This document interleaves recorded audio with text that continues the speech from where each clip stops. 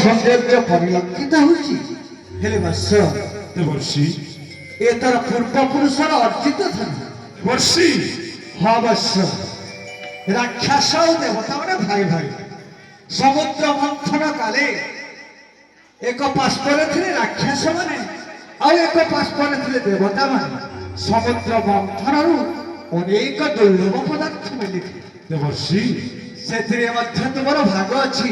କିନ୍ତୁ କୂଟପାଞ୍ଚି ସମସ୍ତ ଦେବବୃନ୍ଦ ସୁନାସିର ପାଖରେ ଅର୍ଜି ଦେଇଗଲେ ସମସ୍ତ ଧନରତ୍ନ। ଦେବର୍ଷି ଉଚ୍ଚସ୍ୱ ବାଷ୍ପ, ଐରାବତ ହସ୍ତି, ପାରିଜାତ ପୁଷ୍ପ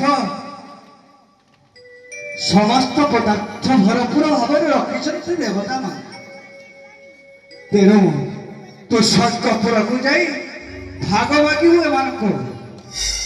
ନିଶ୍ଚୟ ଦେବର୍ଷି ଏହି କ୍ଷଣି ଛୁଟି ଯାଇ ସ୍ୱର୍ଗ ଶିର ଘେନି ଆସିବି ଚାରି ଗୋଟି ଐଶ୍ୱର୍ଯ୍ୟ ପଦାର୍ଥ ସେନାମଣି କୁଳକୁ। ନାରାୟଣ ନାରାୟଣ ନାରାୟଣ।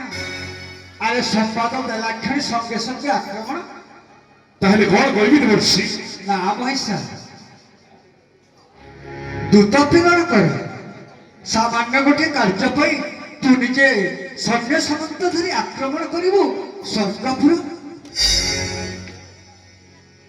ଦୂତଙ୍କ ହସ୍ତରେ ଚିଠାଉ ଲେଖି ପ୍ରେରଣ କଲେ ଆପେ ଆଗେ ସମସ୍ତ ପଦାର୍ଥ ପାଦ ତଳରେ ଜାଣିଦେବେ। କିନ୍ତୁ ଦେବର୍ଷି ଯଦି ଦୂତ ପ୍ରତ୍ୟାଖ୍ୟାନ କରିବ ସେଇ ଦେବରାଜ? প্রত্যাখ্যান কলে কলে বলে কৌশলে এই চারি পদার্থ তাঠাରୁ ছড়াই আনিব। ধন্য ধন্য হে দেবর্ষি, উচিত পরামর্শ ଦେଇଛନ୍ତି বীর মহিষ রাক্ষসী। নারায়ণ নারায়ণ নারায়ণ। বৎস, তুমি হচ্ছ অগ্রজ, ସେମାନେ ହଉଛନ୍ତି ସାନୁଜ। ଅଗ୍ରଜ ପାଖରେ ସମସ୍ତ ପଦାର୍ଥ ରହିବା କଥା। ଯାହା ମତେ ଦିଶିଲା ତୋ ପାଖରେ ସମ୍ବାଦ ଦେଲି। ଏଥର ତୋରି କାର୍ଯ୍ୟ ତୁ କରିବୁ। ମତେ ବିଦାୟ ଦେ।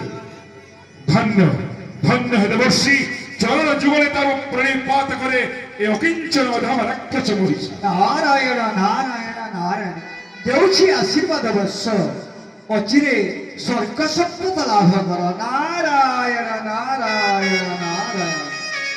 শ্রীমান নারায়ণ নারায়ণ নারায়ণ। শ্রীমান নারায়ণ নারায়ণ নারায়ণ।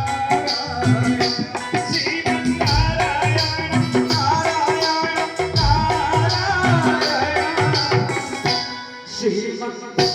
শ্রীমান নারায়ণ